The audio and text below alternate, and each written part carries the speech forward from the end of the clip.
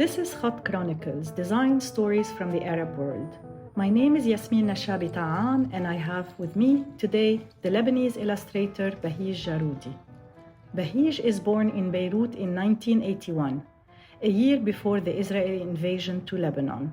He started drawing at an early age on school books and any surface that he can find until he joined the graphic design program at the Lebanese American University. He was always passionate by comics and animation. He worked in the animation department of Future Television in Beirut while doing freelance illustration and children's books. In 2009, he completed an MA in animation at Kingston University in London. In 2012, he received the Kitabi Prize for Arab Children's Literature, and in 2016, he received the Mahmoud Kahil Award for Best Illustrator in the Arab world. His list of clients includes Cartoon Network Arabia and Netflix. His short films have been shown in various festivals around the world, including the UK, Italy, Brazil, Russia, to name just a few. He taught animation and illustration at the Lebanese American University, and now he spends his time deriving pleasure out of the act of drawing and hopes to continue doing so for the rest of his life. Hi, Bahij. Hi. So tell us, or maybe you can start by telling us a bit, when and why did you decide to become an illustrator? I don't know if there's a point in my life where I decided to choose illustration or animation. I've always been passionate about drawing, like from when I was a little kid. And I think it wasn't a choice. It was just something very normal, very natural. I like what I do because I have fun doing it. And anything I do, I make it, if I'm not having fun doing it, I don't do it. Especially when I'm drawing anything, if I feel like if it's a chore or I just leave it. So I think maybe it chose me because, yeah. So where did you study? We did mention this in the introduction, but maybe a bit on how did the studying what you do inform your career? I don't worry too much about having a career in life. I just maybe it's gonna sound simple, maybe, but I just worry about doing a good job of whatever I'm doing. But what do you define a good job? Yeah, I mean that's subjective, obviously, but I like to use the word beautiful. I like to whatever I'm doing, I make it a point that it's always in the back of my head, like it has to be beautiful. And I know it's a word that is maybe not used much today in the art world, especially in contemporary art, for example. It's more about being conceptual, but I give as much importance to concept. Like it's as important to me, the aesthetics and the conception. Yeah. And the idea. I mean, I'm thinking about the word beautiful, and I think about the production of illustrators, artists in general. And I don't know, I mean, correct me if I'm wrong, I think about the production as a reflection of the context that you live in. Mm-hmm. So then we have people coming in and saying, oh, but the Lebanese artists these days are not producing beautiful work, beautiful between quotes. Mm. And here I'm thinking, I mean, again, it's the context that is being reflected in the work. So I don't know. I mean, beautiful, obviously it's very subjective, but to me it's just, it's a very personal thing. I don't think you can really define it. I mean, a scribble can be beautiful, yeah. And an elaborate, detailed drawing can be beautiful also. I mean, it's not very straightforward as a definition. I do think your scribbles are beautiful. Really, the quality of the line that you use in your illustration is amazing. Very Thank sensitive. You use the word sensitive. Maybe I rely more on my emotions rather than rationality. And yes, as you said, I'm affected by my surroundings, of course. I'm affected by what I'm seeing every day, by what happens to me, by even little stuff. I let it out all on my drawings. Yeah. Yeah, I like when you talk about, the line that is an expression of your feelings, emotions. I mean, how do you use lines to express emotions? That's maybe the challenge for illustrators, I think, sensitive illustrators. It's not really a challenge. I think it's about being honest in what you want to communicate through your work. Yeah. So being true to yourself, not being in denial, I guess. Which is hard. Which is actually, it is hard to do. Like, it's not very. It is sometimes a struggle because you have to be brutally honest with yourself if you want to be honest in your work also. Yeah. Brutally honest. Yes. I wonder, when you're working, do you really think about what you want to communicate or how you want the illustration to communicate? Or I mean, it's just what's happening in your head when you're putting ink on paper. Coming up with ideas is weird. Like, it's not. If I like what's his name, that the guy who sings Hallelujah. Cohen. Yes. He says, if I knew where great ideas come from, I would go there often. Yeah. So I mean, there's no secret to it. I think because people ask me that sometimes a lot. How do you come up with ideas? I just sit in front of a blank paper, or in front of my screen, and I just think. There's no magic to it. Yeah. You just have to be open to whatever silly ideas come into your head and expand on them or play with them. Being playful is important also. And not dismiss silly ideas. Maybe. Yeah. Just embrace them. Yeah, definitely. Yeah. Because they can lead somewhere. Yeah. I'm not afraid of the whiteness of the screen or the paper. It actually excites me. I think maybe because I make it a point to draw every day, and it has become something I can't do without. If I don't draw, if a day passes and I don't draw something personal, I feel there's something missing. Maybe the day wasn't complete. Yeah, exactly. Yeah. When you're asked about what you do, what is your profession, how do you explain this to people? I don't know, is it pretentious to say I'm an artist? Or... So you're an artist. What do artists do? Or they play around, I guess. Why do you think artists are important in society? I don't think they are important. Bahij! No, I'm kidding. And they're important in a way, but I'm not one of those people who thinks art can change the world or something like that. It does affect. I hope it affects people in a positive way, but that's not let's say that's not why I do art. That's not why I draw. That's not why I do animated films. I'm not thinking I want to change the world. I'm just thinking I want to do something interesting and communicate something, even just a feeling, maybe, not a complete idea. Yeah.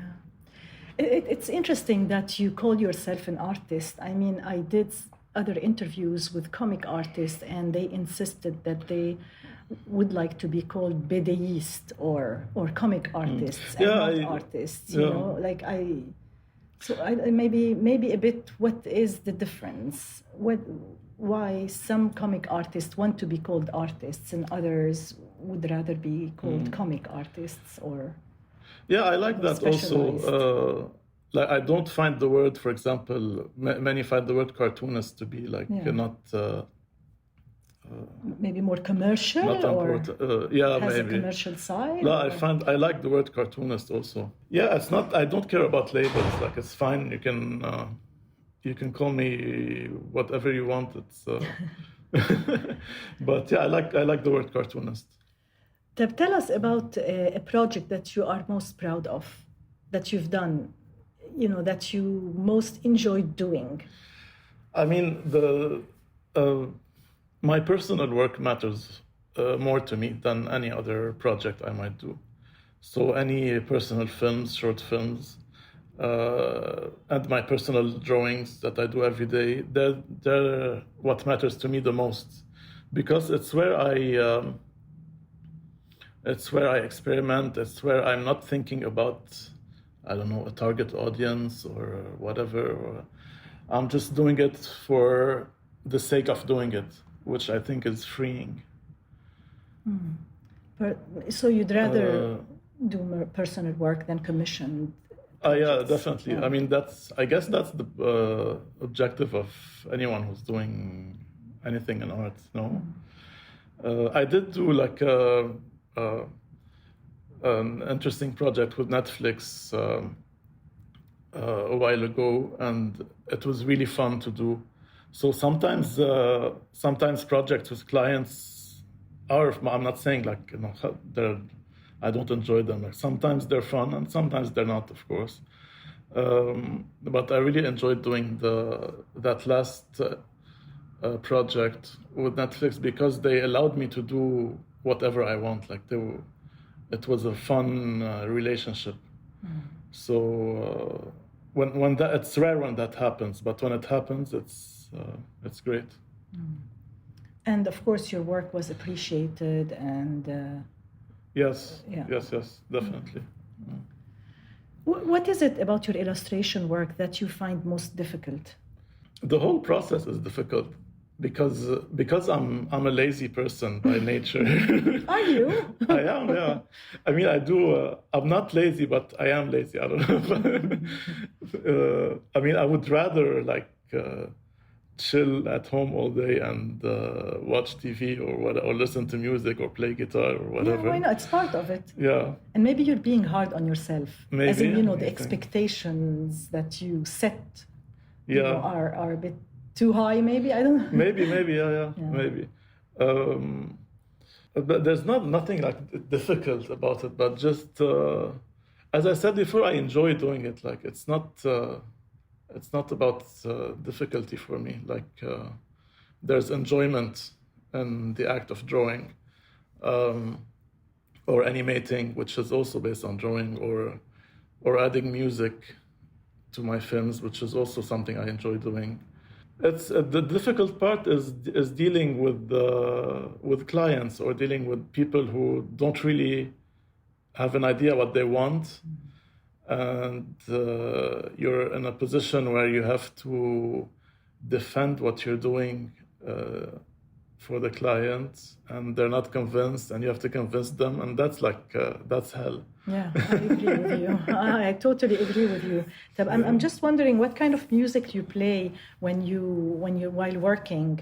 Or I don't know, maybe you can tell us a bit about, the books that you like to read, the films that you like to watch, maybe.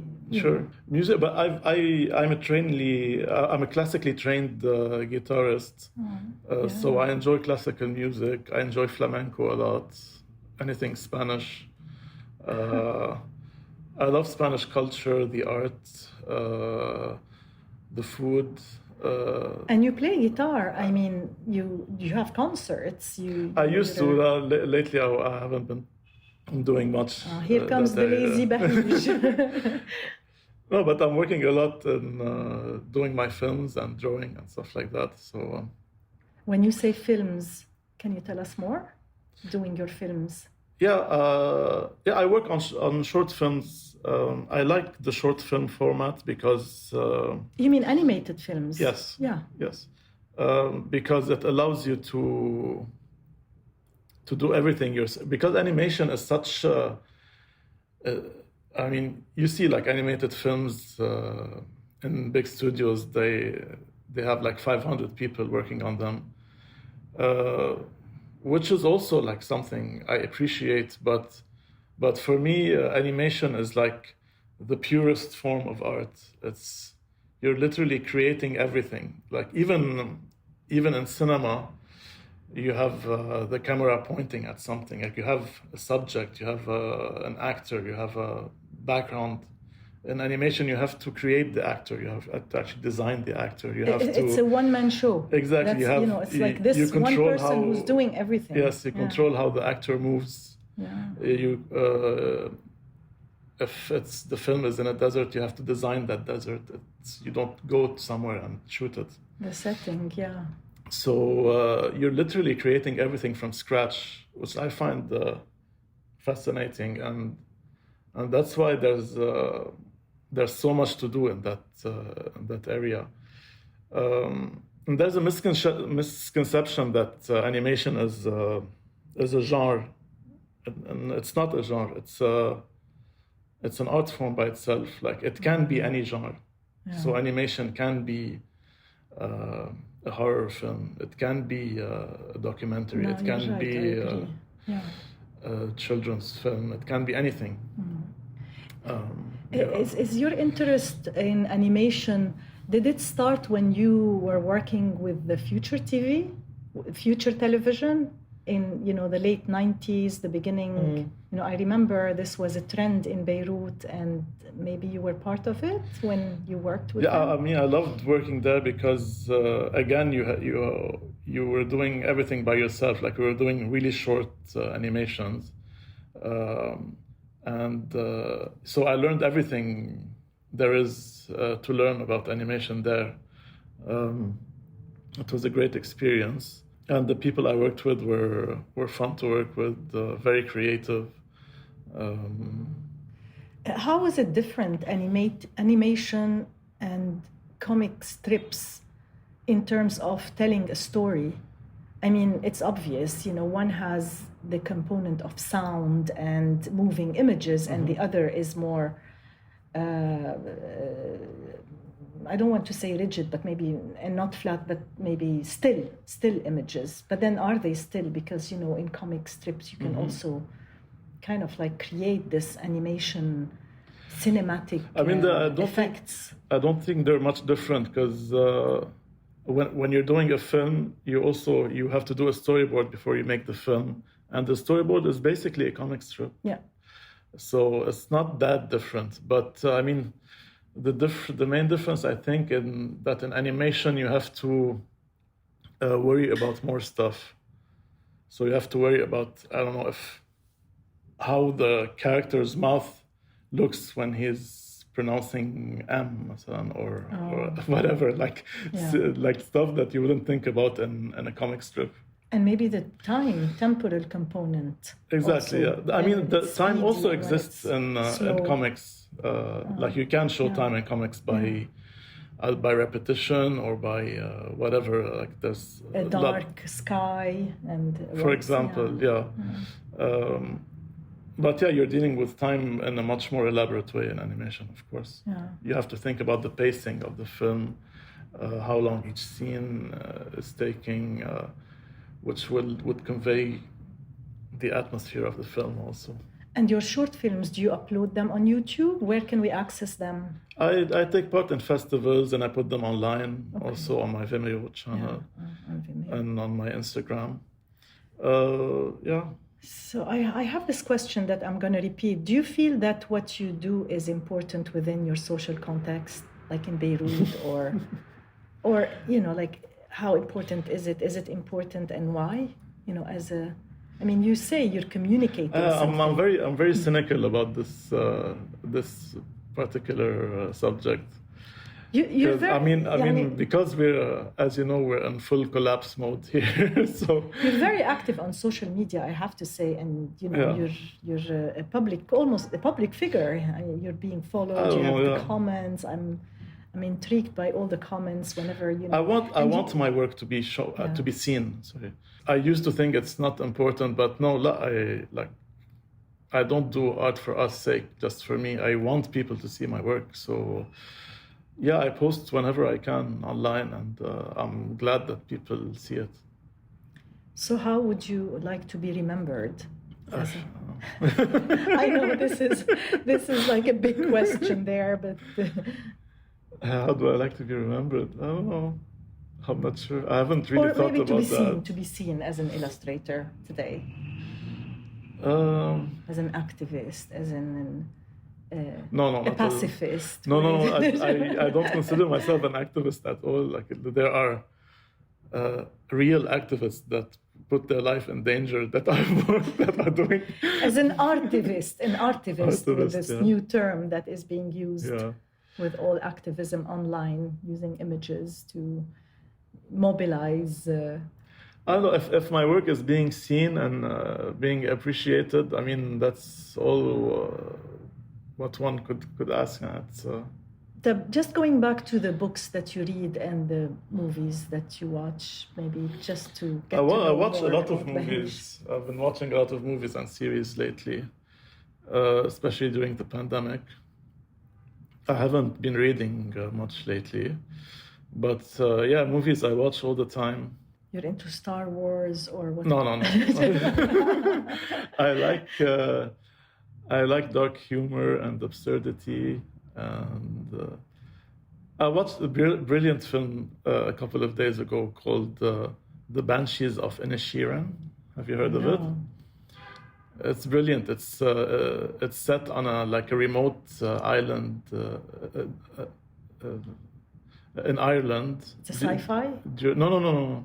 It's set during the Irish Civil War. Oh. And it's just, the storyline begins very simply with just two guys, and one guy decides that he doesn't want to be friends with the other guy anymore. And he just tells him, like, you're boring and you're dull, and I don't want to be your friend anymore. And I'm saying it sounds really childish when I say it, but when you see the film, it affects you really deeply.